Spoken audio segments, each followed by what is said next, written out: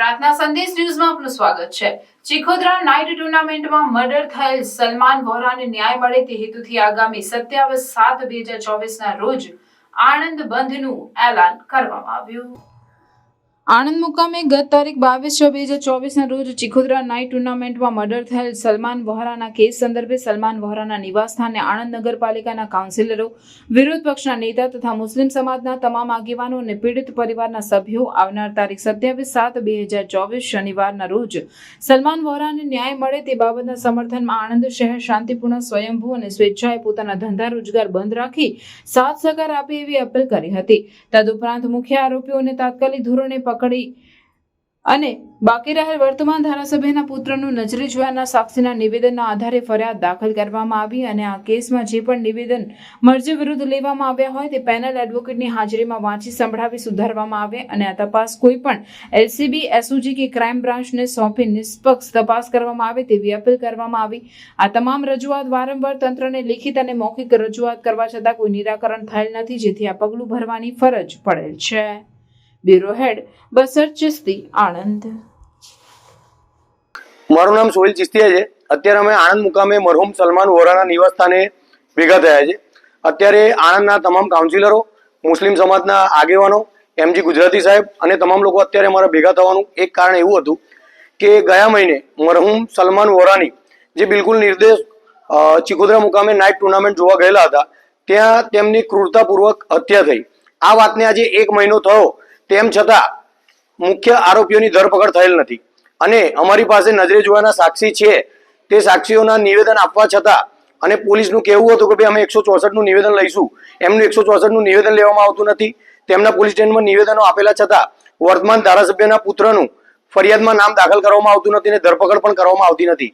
આ બાબતની રજૂઆત અમે વારંવાર પ્રશાસન સામે કરી, પોલીસ અધિક્ષક સાહેબશ્રીને કરી, તેમ છતાં અમને આજ દિન સુધી કોઈ ન્યાય મળેલ નથી। તેના કારણે આવનાર તારીખ 27/7/2024ના રોજ અમોએ આણંદ શહેર સંપૂર્ણ રીતે શાંતિપૂર્ણ રીતે સ્વયંભૂ સ્વેચ્છાએ પોતાની મરજીથી સર્વ સમાજ મરહુમ સલમાન વોરાને ન્યાય આપવા માટે પોતાના ધંધા રોજગાર બંધ કરી અને આમાં સમર્થન આપે તેવી અમે અપીલ કરીએ છીએ। અને અમારા મુખ્ય મુદ્દા સરકાર સાથે અમારી અપીલ એવી હતી કે આ પ્રશ્ન અંગે, આ બનાવ અંગે પોલીસ પ્રશાસન, જે લોકો મુખ્ય આરોપી છે તેમની મહત્વની ભૂમિકા છે, તેમને હજુ સુધી ધરપકડ કરીને તેમની તાત્કાલિક ધોરણે ધરપકડ કરવામાં આવે અને વર્તમાન ધારાસભ્યના પુત્રનું આની અંદર સીધી સંડોવણી છે અને આ હત્યાકાંડમાં જેમનો સમાવેશ થાય છે તેમનું નામ ઉમેરી તેમની ઉપર ફરિયાદ દાખલ કરવામાં આવે અને ધરપકડ કરવામાં આવે અને આ તમામ તપાસ કોઈ પણ એક એજન્સી, એલસીબી, એસઓજી કે ક્રાઇમ બ્રાન્ચને સોંપી આની અંદર જે પણ ગોલમાલ થયા હોય અને નજરે જોયા સાક્ષીની મરજી વિરુદ્ધના નિવેદન લીધેલા હોય તે તમામ નિવેદનો અમારા પેનલ એડવોકેટની સમક્ષ વાંચી સંભળાવી જે મરજી વિરુદ્ધના નિવેદનો હોય તેને ચેન્જ કરવામાં આવે અને મરહુમ સલમાન વોરાને તાત્કાલિક ધોરણે ન્યાય આપવામાં આવે। અને અગર જો અમારી આ રજૂઆતના પગલે આગળ કોઈ પણ જાતનું નિરાકરણ નહીં આવે તો અમે નામદાર ગુજરાત હાઈકોર્ટ સમક્ષ જઈશું। અસ્તુ, જય હિન્દ, જય ભારત। હું મોહમ્મદ અલી વોરા, સલમાનના પિતાજી। હું મારા છોકરાની બહુ ક્રૂરતાપૂર્વક હત્યા થઈ છે અને મારનાર આરોપી હજુ સુધી 1 મહિનો થયો તો બી ફરે છે। તો મારી પ્રશાસનને રિક્વેસ્ટ છે કે એને જલ્દી પકડવામાં આવે અને એમને ન્યાય આપવામાં આવે। એની બહુ બેરહમીપૂર્વક હત્યા કરી છે। અમે કોઈ દિવસ એને એક થપ્પડ નથી મારી અને 7-8 જણ ભેગા થઈને મારા છોકરાને મારી નાખ્યો।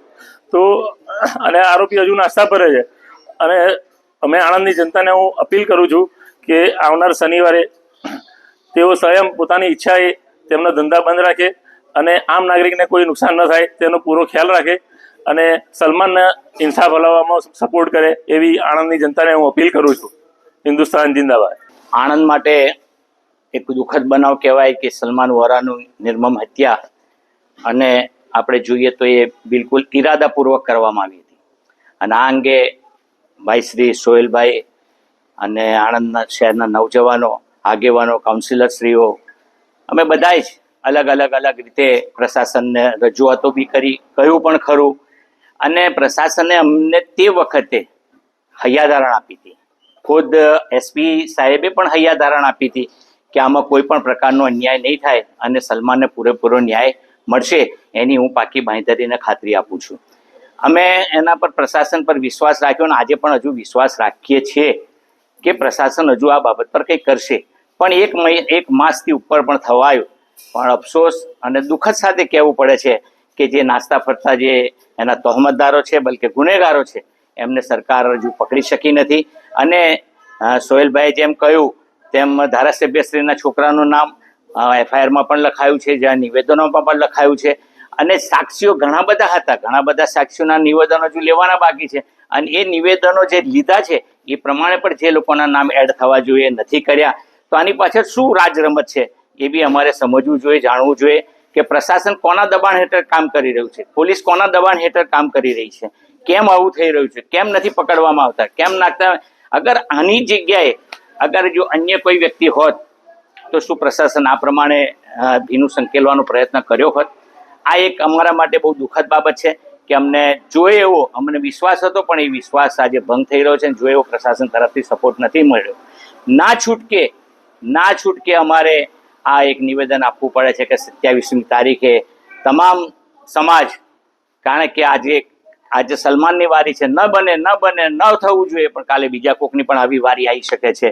તો આમાં મોબ લિન્ચિંગના એના જે કંઈ કલમો ઉમેરાય અને આની આગળ પ્રશાસને આપણે પગલાં લેવા જોઈએ. અને ના છૂટકે અમે જે અપીલ કરી છે કે 27મી તારીખે તમામ સમાજના લોકો અમને સપોર્ટ કરે, સલમાનને ન્યાય આપવામાં સપોર્ટ કરે અને બંધ પાડે તેવી અમે આપ સૌને અપીલ કરીએ છીએ. આ પત્રકારોના થ્રુ અમે સમાજને, લોકોને, ધંધાના જે દુકાનદારો છે તમામને, લારી ગલ્લા તમામને અમે પૂરજોશ અને દિલના દર્દ સાથે અપીલ કરીએ છીએ કે એ 27 તારીખે બંધ પાડે એવી અમારી અપીલ છે. અને પ્રશાસનને ફરી એક વખત અમે અપીલ કરીએ છીએ કે મહેરબાની કરીને અમારો વિશ્વાસ ભંગ થયો છે એ ફરી પાછો પુનઃ અમે વિશ્વાસ સ્થાપિત કરી અને ફરી અમને પ્રશાસન એવું કંઈક પગલાં લે કે જેથી અમને એવું થાય કે ના, ખરેખર પ્રશાસન અને પોલીસ અધિકારીશ્રીઓએ ખરેખર સારા પગલાં ભર્યા છે અને આ બાબત પર એક સારું કદમ ઉઠાવ્યું છે તેવી અમે એક આશા રાખીએ છીએ. એ જ અપીલ સાથે પ્રાર્થના સંદેશ ન્યૂઝની તમામ લેટેસ્ટ અપડેટ્સ માટે ચેનલને હમણાં જ લાઈક, શેર અને સબસ્ક્રાઇબ કરો.